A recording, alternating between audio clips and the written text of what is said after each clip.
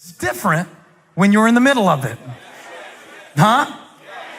It's different when you're raising your kids, believing that they're receiving the values that you're trying to impart to them. Because when you are teaching your kids responsibility, they do not thank you and recognize you for being a voice of wisdom and an encouraging force of good in their lives.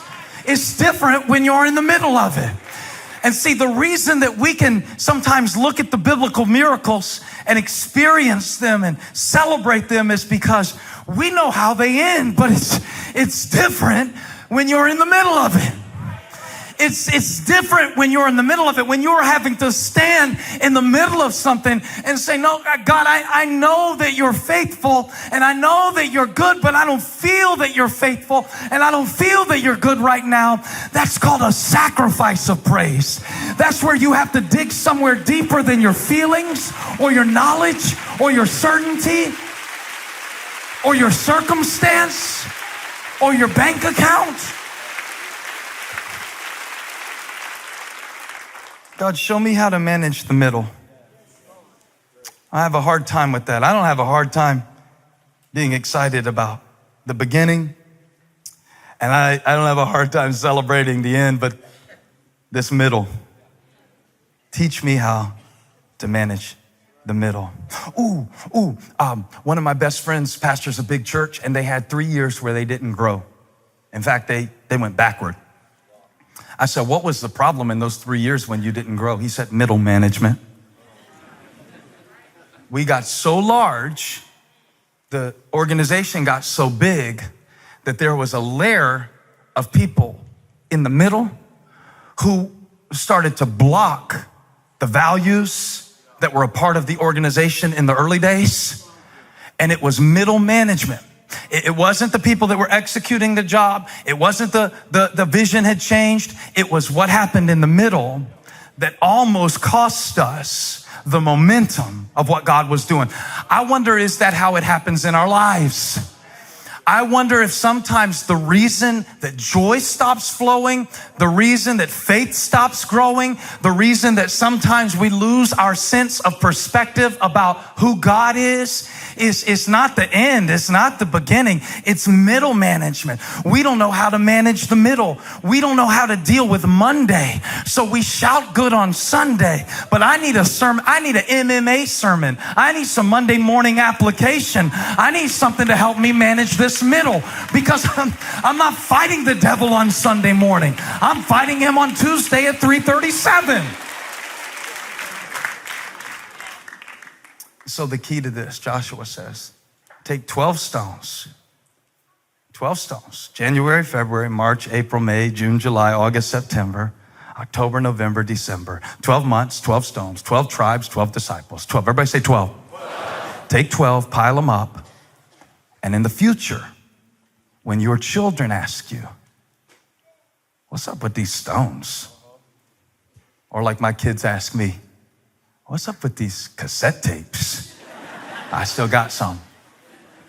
When your children ask you, tell them what the Lord did. Tell them. Tell them.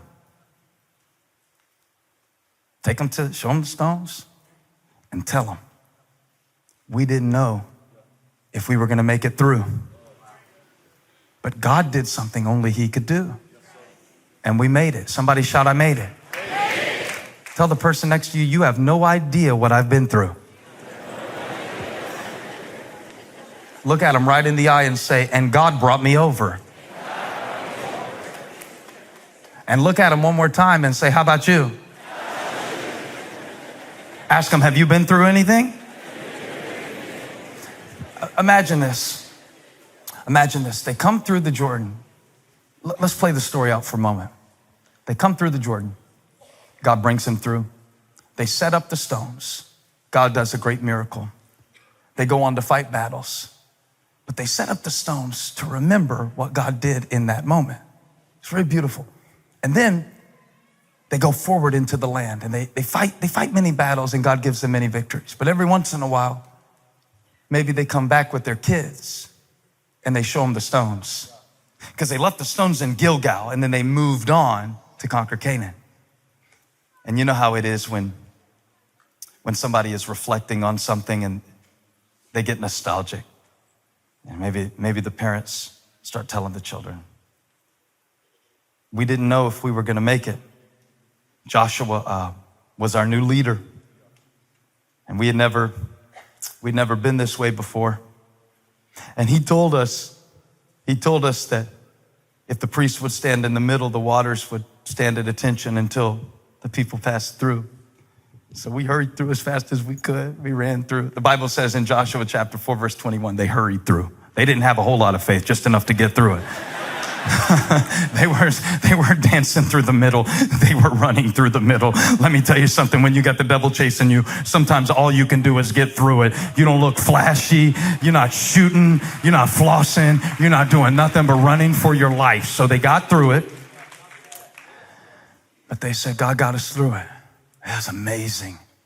Amazing, because we didn't know. It was amazing, and the ark was there, and it represented the presence of God. Oh, I wish you could have been there, son. It was just so amazing, and we didn't know if we were going to be able to do it, but we did. God did it. God, it wasn't us. God did it. Okay, and they say that, and then so maybe a few years go by. Maybe they go back to the place again, and they look at the stones, but maybe the stones they're still there. They haven't gone anywhere, but the story starts to get lost a little bit. And maybe a few years later, they're telling their children, they're like, oh yeah, it's pretty cool.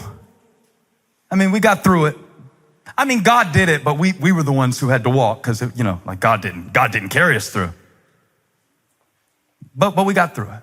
And then a few more years pass, and maybe they're telling their kids again, making another trip, and they tell them, yeah, those stones, they're cool. Joshua made us get them out the middle of the Jordan. It was weird. We were ready to move on, but Joshua. Let me tell you how I know that the story stopped being told. Because when you get to the end of Joshua's life, you read in Judges chapter 2, verse 10. Just this verse I want to show you. And I want you to think about the space between when Joshua led the people through the Jordan and when the next generation arose. It says that after that whole generation, Joshua's generation, had been gathered to their ancestors, another generation grew up who knew neither the Lord nor what he had done for Israel. Joshua's generation set up the stones. The next generation didn't even know the story. What happened? Somewhere along the way between Joshua chapter 4 and Judges chapter 2, they stopped telling the story. Something changed about the story. Somewhere in that space, and God, if I'm just preaching this for one person, help me to do it now, because they have been telling themselves the wrong story. And now their faith is feeling feeble, and now their worship has been weakened, and they are in a cycle of dependence on false gods because they stopped telling the story. The story of salvation is this: I was lost and dead in my sin. I had no hope in myself. I could not save myself. I could not help myself. I could not lift myself. I would not have made it if he had not reached down and with a mighty hand and an outstretched arm, he died for me. He came into my life. He intersected me at the point of my sin. And while I was still a sinner, Christ died for me. Why are you screaming? Because I've got a story that didn't start with me. It started with the mercy of God.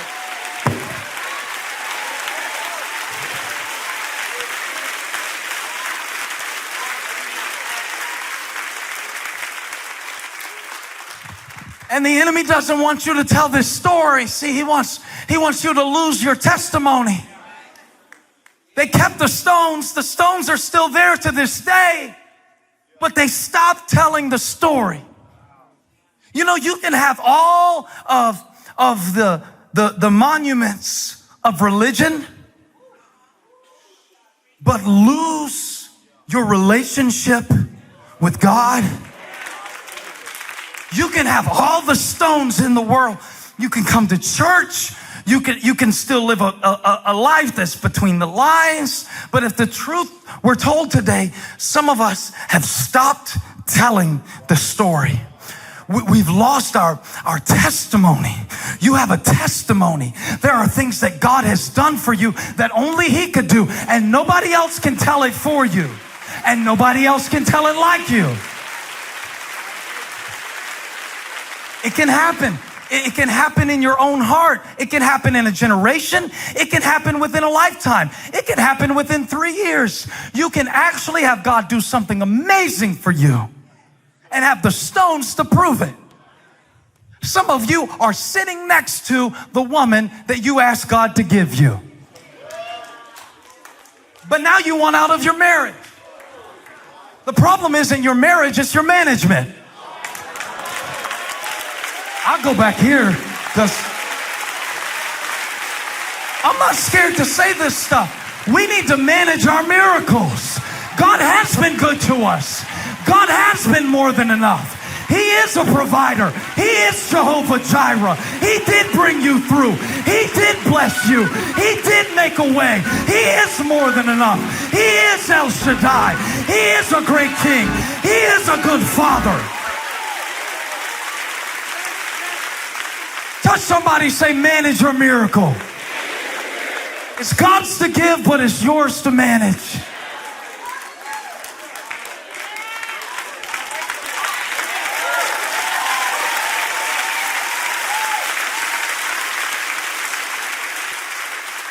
I told Elijah, if you crack the screen, I'm not replacing it. It's yours to manage. If you crack the screen, or if you, here's what happens to me. Let me tell you something. Sit down. Let's talk. I stopped telling myself the testimony because to me, sometimes it seems small. You know, something happened between when they crossed the Jordan. I don't know exactly what it is.